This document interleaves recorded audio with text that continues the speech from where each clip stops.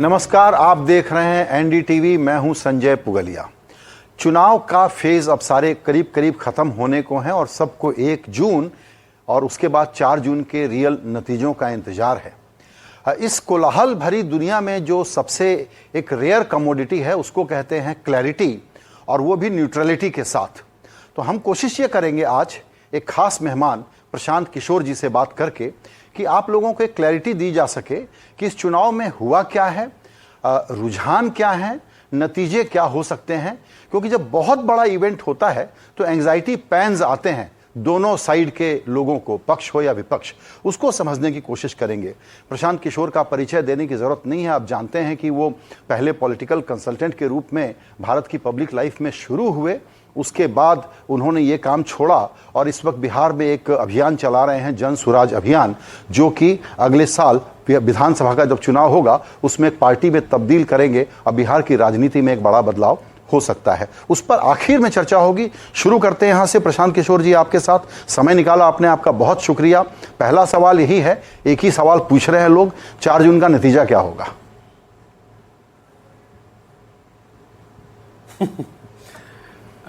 धन्यवाद संजय भाई। 4 जून का नतीजा क्या होगा ये तो भविष्य के गर्त में ही है। आप जैसे पत्रकार, बहुत सारे विशेषज्ञ, सेफोलॉजिस्ट, दुनिया भर के जितने राजनीतिक नेता हैं उनका अपना मत है।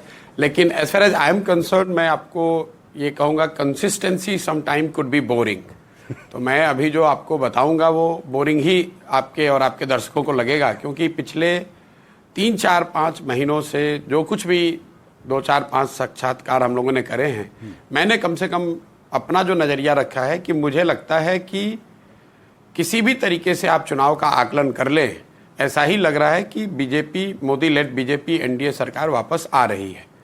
नंबरों को लेकर, आंकड़ों को लेकर चर्चा हो सकती है, उसमें मत भिन्नता हो सकती है, लेकिन मोटे तौर पर ये बात करीब करीब साफ दिख रही है कि जो सरकार अभी है वो जिस तरह का नंबर उनके पास पिछले लोकसभा में या अभी के लोकसभा में है, मोर और लेस इन्हीं नंबरों के साथ या इससे थोड़ा बेहतर नंबर के साथ वो वापस आ सकते हैं।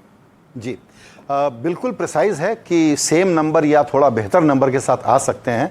प्रशांत जी, जहां से मैं बैठ के अभी आपका इंटरव्यू ले रहा हूं, ये मुंबई है और साउथ मुंबई में सबसे लो टर्नआउट हुआ है। लेकिन मुंबई के लोग चूंकि ताकतवर लोग हैं तो बड़ा अनुमान लगाते हैं, इनका ब्लड प्रेशर बड़ा जल्दी ऊपर नीचे हो जाता है, जो रिफ्लेक्ट होता है स्टॉक मार्केट की एंग्जाइटीज़ में, जो पिछले दिनों हमने चर्चाएँ सुनी। जाहिर है कि उसको ग्राउंड रियलिटी का पता नहीं है बाजार को, इसीलिए डिबेट ये चली कि कहाँ सीटें घटेंगी, कहाँ बढ़ेंगी। ये भी एक चर्चा का विषय रहा। थोड़ा सा मीनिंगफुल भी है, थोड़ा सा वो बेमतलब का डिस्कशन भी है।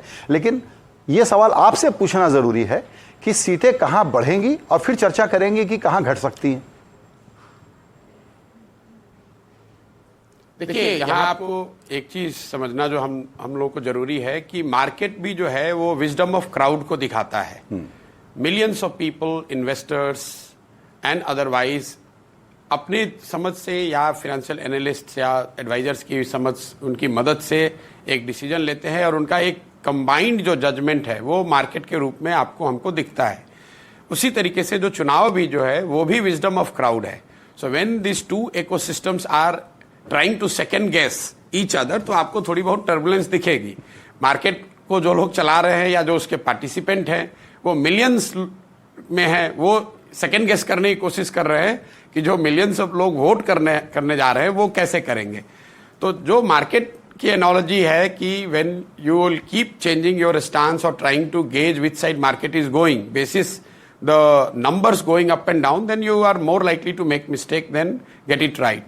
सेम चीज यहाँ पर भी लागू होती है। अगर आप चुनाव को minute to minute, day to day, week to week के बेसिस पर रनिंग कमेंट्री के तौर पर देखेंगे और ये गेस करने की कोशिश करेंगे कि चुनाव किधर जा रहा है, तो मेरा अपना मानना है कि you will behave more like a day trader. तो और डे ट्रेडर्स का फेट क्या है वो आपको, हमको, दुनिया को पता है, डॉक्यूमेंटेड है। तो मुझे ऐसा लगता है कि rather than going by that we should look at the basic fundamentals. Basic fundamental, अगर आप जो भी इनकम्बेंट सरकार है, अगर सरकार के प्रति, उसके मुखिया के प्रति लोगों में गुस्सा है तो एक संभावना बनती है कि कोई विकल्प हो न हो, लोग ये कह सकते हैं कि भाई हमें तो आपको हटाना है। अभी तक जो हम लोगों ने कमेंट्री सुनी है, पक्ष विपक्ष दोनों ही तरह की ओर से किसी ने अभी तक इस तरह की सिस्टमेटिक बात नहीं बताई है कि लोगों में मोदी जी के खिलाफ बहुत गुस्सा है कि इनको हटाना है। डिसअपॉइंटमेंट हो सकता है, थोड़ी बहुत दबी हुई नाराजगी भी हो सकती है, लोगों की जो आशा अपेक्षा रही है संभव है किसी की पूरी हुई किसी की नहीं हुई, लेकिन वाइड स्प्रेड एंगर की बात अभी तक हम लोगों ने नहीं सुनी है। दूसरा फंडामेंटल रीजन जिससे आप चुनाव हार सकते हैं, अगर आपका प्रतिद्वंदी जो है वो if there is a clamour for him और हर कि इस बार ये आदमी आएगा तो हम लोग की स्थिति जो अभी आज है इससे बहुत बेहतर हो सकती है, ये बातें भी हम लोगों ने अभी तक नहीं सुना कि भाई राहुल जी आएंगे तो उससे देश सुधर सकता है। कुछ लोग जरूर उनके समर्थक कहते हैं, मैं वाइड स्प्रेड बात कह रहा हूं। तो in absence of a widespread anger against the incumbent और a clamour for somebody who is a challenger, मुझे नहीं लगता है कि कोई आमूल चूल परिवर्तन या कोई बहुत बड़ा परिणामों में जो परिवर्तन की लोग बात कर रहे हैं वो दिखेगा। दूसरा, अगर इसको आप आंकड़ों में देखें तो पूरे इंडिया को आप बड़े आसानी से राजनीतिक नजरिए से ऐसे देख सकते हैं कि वेस्ट और नॉर्थ का जो एरिया है, जहां पर करीब करीब 325 सीटें हैं जो बीजेपी की 2014 से बीजेपी और एनडीए के पार्टियों का एक तरह से समझिए गढ़ रहा है, वहां करीब करीब 90% सीटें जो हैं वो बीजेपी या उनके साथी दल जीत कर आए हैं। और इंडिया को अगर आप ईस्ट और साउथ का जो एरिया है, जब मैं ईस्ट और साउथ कह रहा हूं तो start with Bihar, add that to Bengal, Assam, Orissa, Telangana, Andhra Pradesh, Tamil Nadu और केरल, ये जो 225 के आसपास सीटें हैं, ये एरिया रहा है जहां पिछले 10 सालों में बीजेपी का प्रदर्शन उतना अच्छा नहीं रहा है। इन 225 सीटों में भाजपा के पास आज की तारीख में 50 से कम सीटें हैं। तो अगर बीजेपी को हारना है तो आपको कोई, अगर आप उसका आकलन करना चाहते हैं तो आपको कोई सेफोलॉजिस्ट होने की जरूरत नहीं, बस आपको ये देखना है कि क्या वेस्ट और नॉर्थ में जो उनकी बल्क ऑफ द सीट्स हैं, 250 सीट जो आई हैं, उसमें उनको कोई मटेरियल डैमेज हो रहा है कि नहीं। मेरा अपना जो अनुमान है, जो सारे कंजर्वेटिव अनुमानों को भी अगर आप साथ में ले लें, तो वेस्ट और नॉर्थ में बीजेपी को कोई मटेरियल डैमेज होता हुआ नहीं दिख रहा है। और दूसरी 2-3-5 महीनों से जो लोग राजनीति को फॉलो करते हैं, वो हम लोग जैसे लोग भी जो बता रहे हैं कि ईस्ट और साउथ में भाजपा की वोट शेयर और सीटें दोनों ही बढ़ रही हैं। मैं राज्यों का नाम मैंने आपको पहले ही बता दिया है। मुझे ऐसा लगता है कि भाजपा को इन चुनावों में उड़ीसा जैसे राज्यों में, तेलंगाना में, आंध्र प्रदेश में, बंगाल में, असम में, बिहार में, क्यूमुलेटिवली, मैं एक एक राज्य की अलग बात नहीं कर रहा हूँ, put together Tamil Nadu and Kerala, इन राज्यों में जितनी सीटें उनके पास है उससे 15-20 सीट बढ़कर आएगी और इन क्षेत्रों में भाजपा के वोट शेयर भी बढ़ेंगे। तो नेट स्टेटस को with A positive bias towards the incumbent, यानी कि जो उनकी स्थिति है उससे कुछ बढ़कर ही सीट आ सकती है, कम होने की संभावना मुझे बहुत कम दिखती है।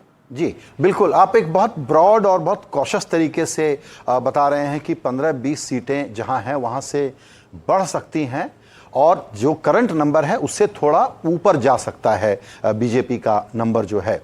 तो जाहिर है कि इस वक्त जो चर्चाएं हैं वो ये है, एक वो होता है ना साइकोलॉजिकल मार्क दिमाग में बैठ जाता है, 303 है तो 304 के पार है तो एक नया रिकॉर्ड बनता है, 300 के नीचे है तो हम 90 बोलें, 280 बोलें, 272 बोलें, जो मैटर करता है वो 272 का नंबर है। तो ये जो इस वक्त गणित हो रहा है इसको आप ज्यादा तवज्जो नहीं दे रहे हैं, जो लोग -300 की अलग अलग पिक्चर्स पेंट कर रहे हैं।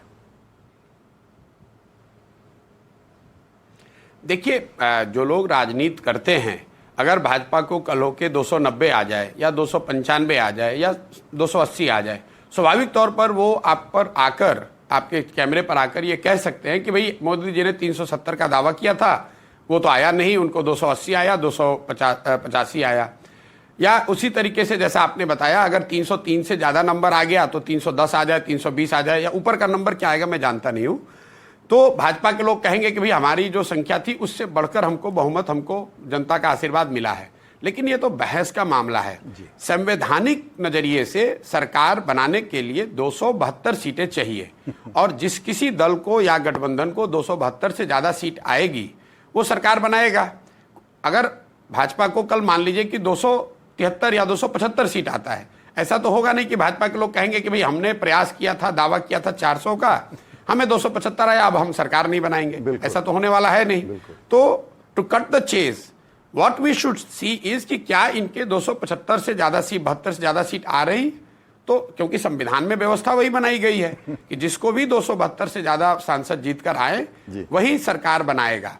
तो बातें तो चलती रहेंगी, राजनीति है, चलता रहेगा। फिर मैं वही आपको बात कहूंगा, अगर मार्केट चल रहा है, मार्केट ऊपर जाए तो भी कमेंट्री होगी, नीचे आए तो भी कमेंट्री होगी, मार्केट में टर्बुलेंस होगा तो भी कमेंट्री होगी, मार्केट में बीटा कम हो जाए तो भी लोग कमेंट्री करेंगे कि तो कमेंट्री करने वाले तो करते रहेंगे। लेकिन सरकार बनने के नजरिए से मैं कोई रिस्क नहीं देखता हूं। बीजेपी मोदी जी के नेतृत्व में एनडीए जो गठबंधन है वो वापस सरकार में लौटते हुए दिख रहे हैं। बिल्कुल, आपने ठीक कहा कि मामूली चेंजेस भी जब ऐसी परिस्थितियों में होते हैं तो हम लोग उसको एम्पलीफाई कर देते हैं, या तो जिनके अपने आग्रह हैं वो, या मीडिया में चूंकि हमको खबरें बनानी होती हैं वो। एक बात और, पिछले जितने चुनाव हुए हैं जब से मोदी लेड बीजेपी इमर्ज होकर के सामने आई है, तो क्या ये कहना मुनासिब होगा कि दरअसल चुनाव के पहले बीजेपी हमेशा, कितने भी सर्वे कर लिए गए हों, अंडर एस्टिमेट की गई है, उसने सरप्राइज किया है तो अपसाइड में सरप्राइज किया है एक्चुअल आउटकम में?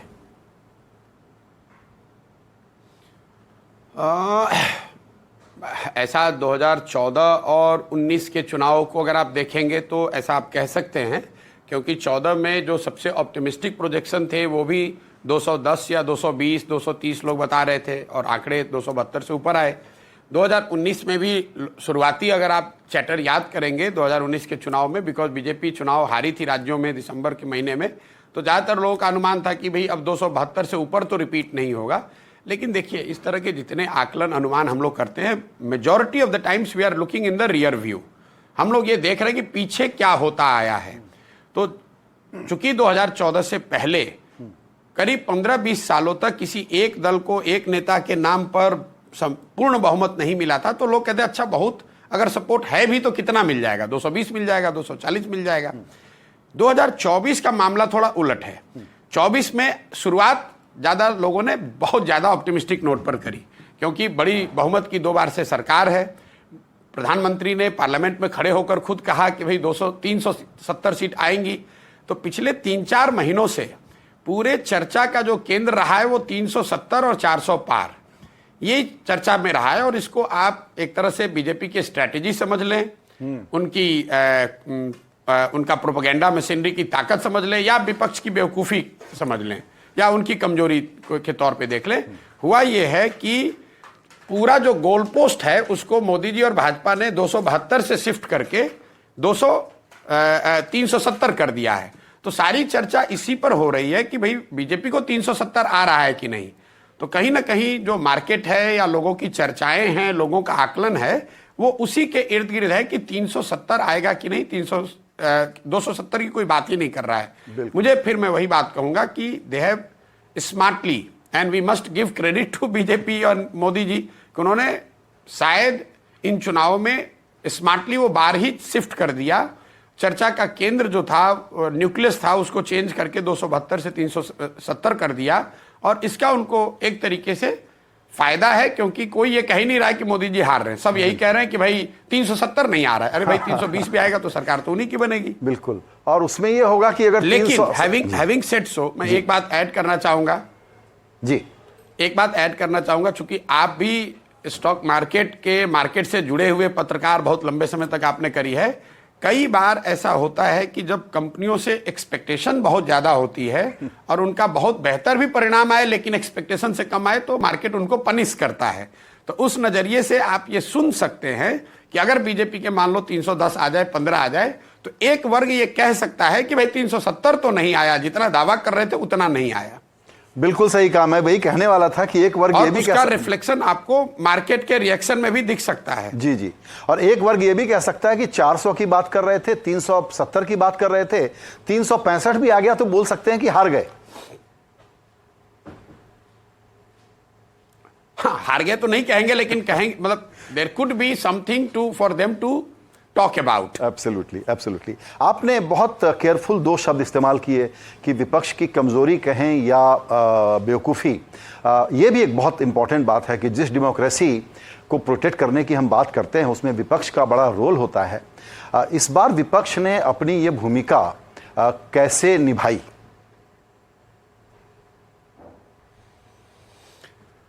देखिए, लोकतंत्र में मैं हमेशा कहता हूं, भारत जैसे देश में जहां 60% से ज़्यादा लोग सारे विकास के दावों और प्रयासों के बावजूद आज भी हम लोग के देश में 60% से ज़्यादा लोग दिन में 100 रुपया नहीं कमाते हैं।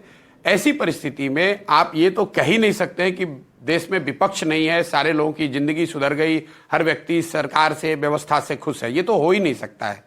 ये बात मैं हमेशा ही दोहराता हूं। इंडिया की अगर आप इंडिपेंडेंट इंडिया की हिस्ट्री देखेंगे, कोई सिंगल पार्टी आज तक यहां 50% भी मत लेकर नहीं आया है देश के स्तर पर। तो ये आपको दिखाता है सिंपल शब्दों में कि जिस कभी दौर में, जिस किसी दिन को कभी भी जब चुनाव हुआ है, तो जो लोग वोट देने गए उसमें सरकार के पक्ष से ज्यादा विपक्ष वाले लोग रहे हैं। लेकिन we have in India first past post system.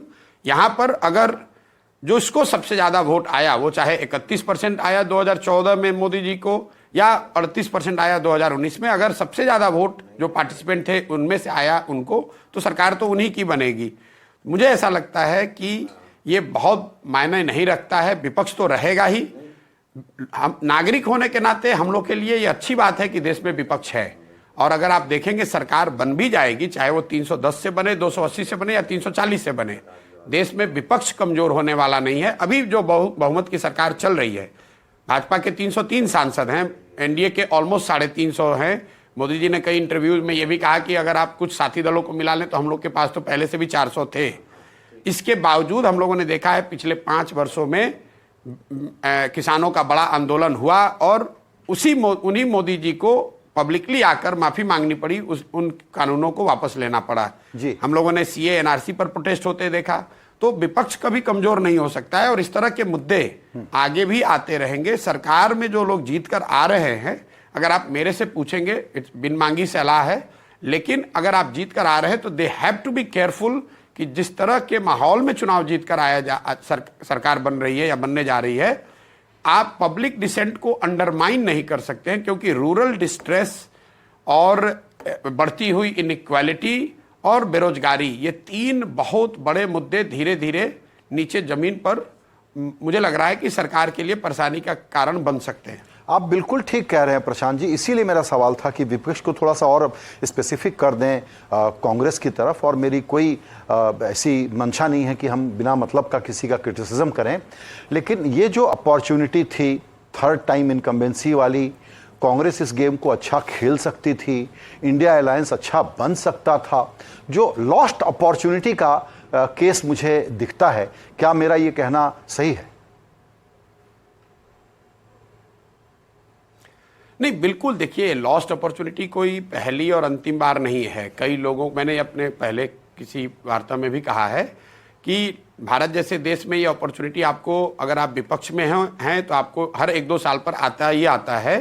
कोई ना कोई आपको मौका मिलेगा कि विपक्ष के नाते आप अपने आप को रिसरेक्ट कर सकते हैं। और जो विपक्ष, कांग्रेस लेड विपक्ष हम लोग के यहाँ है, इनके पास भी ये मौका 2014 के बाद से, मैंने आंकड़ों से, प्रिसाइज डेट से बताया है, 3 ऐसे अवसर तो मुझे दिखते हैं जो कि 12 महीने से 15 महीने का दौर रहा है, जिसमें भाजपा या मोदी जी या उनकी सरकार बैकफुट पर रही, लेकिन विपक्ष उसको भुना नहीं पाया।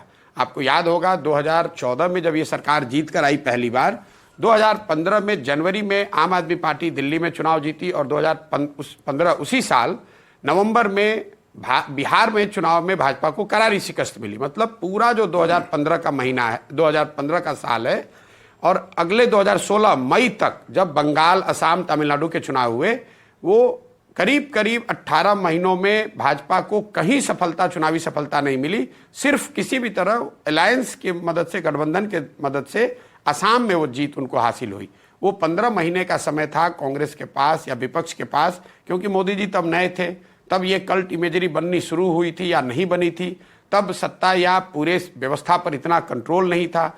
उनके भी जो मुरीद थे उनको भी शायद इतना विश्वास नहीं रहा होगा। आपके पास समय था अर्ली बाउंस बैक करने का। उस समय कांग्रेस और उनके साथियों ने उस तरह का प्रयास नहीं किया। फिर दूसरा दौर आया जब डिमोनेटाइजेशन के 6 महीने के बाद देश में थोड़ी सी टर्बुलेंस शुरू हुई, इकोनॉमिक डिस्ट्रेस कह ले, रूरल डिस्ट्रेस कह ले, और भाजपा को यूपी में डिमोनेटाइजेशन के तुरंत बाद तो सफलता मिली, लेकिन आपको याद होगा गुजरात के चुनाव से पहले गुजरात में पटेलों का एक बड़ा आंदोलन शुरू हुआ, महाराष्ट्र में कुछ मराठा आरक्षण को लेकर आंदोलन शुरू हुआ और पूरे देश में एक बड़ा माहौल धीरे धीरे बनना शुरू हुआ था, जो कि बीजेपी के लिए, मोदी जी के लिए आसान नहीं था। गुजरात के जो परिणाम आए, आपको याद होगा, वो नवंबर 2017 में, उसमें कांग्रेस ने अपने 20 साल का सबसे अच्छा परफॉर्मेंस किया। मुश्किल से 15 सीटों से भाजपा गुजरात बचा पाई। उसके बाद वो कर्नाटक में उनकी हार हुई और फिर लगातार 3 स्टेट हारे, छत्तीसगढ़ हारे, मध्य प्रदेश हारे, राजस्थान हारे। तो मतलब आप मिड 2017 से उठाकर 2018 अंत तक 15-17 महीने का एक दौर था जब भाजपा बैकफुट पर थी, विपक्ष के पास अवसर था कि वो चैलेंज कर सकते थे, उन्होंने वो मौका गंवा दिया। तीसरा मौका एक फिर आया जब कोविड का दूसरा दौर चला। आपको याद होगा, बंगाल के चुनाव में नतीजे बीजेपी के पक्ष में नहीं आए और ये वो दौर था जब कोविड का दूसरा फेज देश में शुरू हुआ था और एक तरीके से सरकार बैकफुट पर थी, पता नहीं चल रहा था क्या होगा, कोविड की महामारी है। और पहली बार MOTN सर्वे में 10 साल में मोदी जी की पर्सनल पॉपुलैरिटी में रिकॉर्डेड जो डिप आया है, वो वही टाइम है जून 2021 का। बंगाल चुनाव हारने के बाद करीब करीब 1-1.5 साल का जो समय रहा है, वो बीजेपी और मोदी जी के लिए चुनौतीपूर्ण रहा है, लेकिन फिर विपक्ष ने वो अवसर गंवा दिया। अब अंतिम मौका विपक्ष के पास तब आया जब उन्होंने पिछले साल इंडिया गठबंधन बनाई। जून के महीने में, आपको याद होगा, पटना में इनकी गठबंधन बनी, बेंगलोर में इन्होंने UPA को रीनेम करके इंडिया गठबंधन कहा और देश में एक चैटर, कम से कम उनके समर्थकों में एक उत्साह आया कि इस बार एक मजबूत विपक्ष, सारे दल, सारे नेता मिलकर एक कॉमन नैरेटिव पर, प्रोग्राम पर शायद वो मोदी जी को, बीजेपी को चुनौती देंगे। और वो अगर देते तो शायद संभव था कि भाजपा का नंबर 220-40 भी हो सकता था। लेकिन गठबंधन बनने के बाद हमने जो पूरे देश ने देखा, 4 महीने तक उन्होंने नामकरण तो किया, लेकिन उसके बाद ना उसका कोई प्रोग्राम हुआ, ना उनके सीटों के गठबंधन फाइनल हुए, ना कोई ऐसा ग्राउंड पे प्रयास किया गया। कांग्रेस ने प्राइमरली जो उनकी सोच थी, मैं जो समझ पा रहा हूं कि राज्यों के चुनाव जो नवंबर-दिसंबर में थे, उनका ऐसा मानना था, उनके लोग बता रहे थे कि वो राज्यों के चुनाव जीत जाएंगे। तो उनको ऐसा लगा कि इंडिया गठबंधन बन गया, अब अगर हम राज्यों के चुनाव जीत जाते हैं तो we will have upper hand vis-a-vis allies, we would be able to manage India गठबंधन फ्रॉम पोजीशन ऑफ स्ट्रेंथ। उस चक्कर में उन्होंने अपने ही द्वारा बनाई गई इंडिया अलायंस को 4-5-6 महीने तक ठंडे बस्ते में डाल दिया और वो क्रूशियल टाइम है जब मोदी जी और भाजपा, उन्होंने धीरे धीरे अपना लॉस्ट स्पेस गेन कर लिया। और जनवरी में जब राम मंदिर का जो सेरेमनी हुई, उसके बाद से तो 2 महीने तक करीब करीब विपक्ष ने बिना किसी वजह के एक तरह से हथियार ही डाल दिया कि भैया अब तो कुछ बचा ही नहीं है। जब तक फरवरी में वापस जगे, उनको लगा कि नहीं, देश में है विपक्ष, कुछ किया जा सकता है, तब तक शायद बहुत लेट हो चुका था। इस तरह से आप कह सकते हैं कि ये मौका भी उनके हाथ से निकल गया। बिल्कुल, ये बहुत ही कॉम्प्रिहेंसिव एनालिसिस आपने किया। आप देखते होंगे जब जो जमीन पर आपके जमीन पर जो पत्रकार जा रहे हैं, लोग क्या कह रहे हैं कि जो लोग नाराज भी हैं, जो लोग डिसअपॉइंटेड भी, वो क्या कह रहे हैं कि लेकिन सामने है कौन। एग्जैक्टली ये जो स्टेटमेंट है एक सामान्य आदमी का कि सामने है कौन, ये दिखाता है आपको किसी प्रशांत किशोर की जरूरत नहीं है। ये सबसे बड़ा वैलिडेशन है या सबसे बड़ा असेसमेंट है। एक लाइन, एक सामान्य आदमी का ये कहना कि मैं बहुत परेशान हूं, गरीब हूं, बेरोजगार हूं, मुझे दिक्कत है, लेकिन सामने है कौन। ये दिखाता है कि विपक्ष अपने तरह से, चाहे उन्होंने जितना भी प्रयास किया हो, जनता को यही दिख रहा है कि विपक्ष की ओर से कोई क्रेडिबल फेस, नैरेटिव या ऑल्टरनेटिव उनके सामने नहीं है। बिल्कुल, ये बहुत ही गंभीर समस्या रही इनके सामने और ये कहना शायद गलत नहीं होगा अगर मैं ये कहूं कि इस बार विपक्ष, जो कि बेसिकली कांग्रेस लेड है, उसको लगा कि ये चुनाव सोशल मीडिया पे हो गया है और वहां हम जीत रहे हैं, उसके कारण ग्राउंड पे कोई ये सवाल पूछता है कि भाई सामने है कौन। समय मेरी सीमा है इसमें, लेकिन एक अंतिम सवाल बहुत ज़रूरी है आपसे प्रशांत जी, वो ये है कि पिछले 2 साल से आप बिहार में घूम रहे हैं और आप अगली विधानसभा चुनाव, जो अगला विधानसभा चुनाव होगा, उसमें आप एक पार्टी के रूप में चुनाव लड़ रहे होंगे। मैं पर्सनलाइज करूं इस सवाल को तो ये कहना चाहता हूं कि मैं अपना परिचय देता हूं कि मैं बाय रेस बिहारी हूं, तो मेरी बड़ी दिलचस्पी है कि बिहार में क्या बदलेगा, क्योंकि वो अल्ट्रा डेमोक्रेटिक स्टेट है और आप एक थर्ड फैक्टर के रूप में उतरेंगे 2025 में। देखिए, आप बिहार के होने हैं उस नाते भी है, अदरवाइज भारत के जितने भी लोग हैं जिनकी सेंसिटिविटी है, उन क्षेत्रों के बारे में, उन लोगों के बारे में जो विकास के दौर में शायद कहीं ना कहीं पीछे छूट गए हैं। बिहार वो भूभाग है देश का जो देश का आज भी सबसे गरीब और पिछड़ा राज्य है। 10 साल मैं पहले संयुक्त राष्ट्र संघ में था, 10 साल फिर मैंने जो काम किया जिसको आप लोग राजनीतिक रणनीतिकार, प्रबंधक, कंसल्टेंट जो भी कह लें, 20 साल के अपने अनुभव और जो मेरी क्षमता बनी, समझ बनी, उसके बाद मैंने ये तय किया कि बिहार के होने के नाते मुझे ये प्रयास करना चाहिए कि उस राज्य में परिवर्तन हो। और मैंने मेरी जो भी समझ है वो सारी समझ, it's all anchored in what Gandhi has taught and preached. और मुझे ऐसा लगता है कि बिहार में अगर सुधार आना है तो वो किसी दल को क्रिटिसाइज करने से, किसी व्यक्ति विशेष को गाली देने से या किसी पर जिम्मेवारी थोपने से नहीं होगा। कहीं ना कहीं समाज के स्तर पर जब तक वो प्रयास नहीं होगा, कहीं ना कहीं जब तक बिहार के लोग ये नहीं समझेंगे कि अगर उनको अपनी स्थिति सुधारनी है तो जिस तरीके से वो वोट करते हैं, जिस तरीके से और जिन लोगों को वो अपने प्रतिनिधियों के तौर पर चुनते हैं, उनमें उनको परिवर्तन लाना पड़ेगा। इस परिप्रेक्ष्य से मैं बिहार में पिछले 2 साल से गांव-गांव घूम रहा हूं और करीब 4800 गांवों में तो मैं गया हूं, रहा हूं, लोगों से बात करी है। काम मैं वही कर रहा हूं जो पहले कर रहा था। पहले मैं नेताओं को, दलों को ये बताता था, मदद करता था, सुझाव देता था कि किस तरह से वो अपने संगठन को मजबूत कर सकते हैं, किस तरह की नैरेटिव के साथ वो पब्लिक में जा सकते हैं, किस तरह के प्रयास से उनको बेहतर वोट मिल सकता है। सिर्फ मैंने अपना कैनवस बदल दिया है। अब मैं किसी दल और नेता को सुझाव नहीं दे रहा हूं, मैं अब बिहार की जनता को ये सुझाव दे रहा हूं। नेचुरली ये थोड़ा आपको ज्यादा क्योटिक दिख सकता है क्योंकि कैनवस बड़ा है, लेकिन प्रयास यही है कि लोगों को ये जाकर बताया जाए कि आप में ये क्षमता है, आप अपने बीच से ऐसे लोगों को निकाल सकते हैं, संगठित हो सकते हैं और जनसुराज या प्रशांत किशोर आपकी मदद करेंगे। आप साथ में आइए ताकि आपके बच्चों का जीवन सुधरे। मेरे जीवन का मैंने अब लक्ष्य जो बनाया है, 10 साल के नजरिए से मैं अपना जीवन तय करता हूं। 10 साल मैं संयुक्त राष्ट्र संघ में था, 10 साल मैं चुनावी रणनीतिकार था। अब 10 साल कम से कम मैं अपने बिहार के लिए देना चाहता हूं। मेरा लक्ष्य है कि अगले 10 साल में बिहार में वो व्यवस्था बने ताकि बिहार भी अगले 10 वर्षों में देश के 10 अग्रणी राज्यों में शामिल हो सके। बहुत इंटरेस्टिंग प्रयोग है और गांधी के सिद्धांतों की बुनियाद पर है। हम आपको अपनी शुभकामनाएं देना चाहेंगे। समय की कमी है वरना और बात करते। अंत में यही कहना है कि इस चर्चा का जो निचोड़ है, चूंकि चुनाव के संदर्भ से बात शुरू हुई थी, कि प्रशांत किशोर क्लियर राय दे रहे हैं कि जितनी सीटें हैं बीजेपी की 300 या 300 के ऊपर, इनका मोटा मोटा अनुमान यही है। प्रिसाइज नंबर तो कोई जाहिर कर नहीं सकता, वो भारत के चुनाव में संभव भी नहीं है। लेकिन प्रशांत जी, आपकी बहुत ही क्लियर और निरपेक्ष भाव वाली इस एनालिसिस के लिए बहुत शुक्रिया। बहुत बहुत धन्यवाद।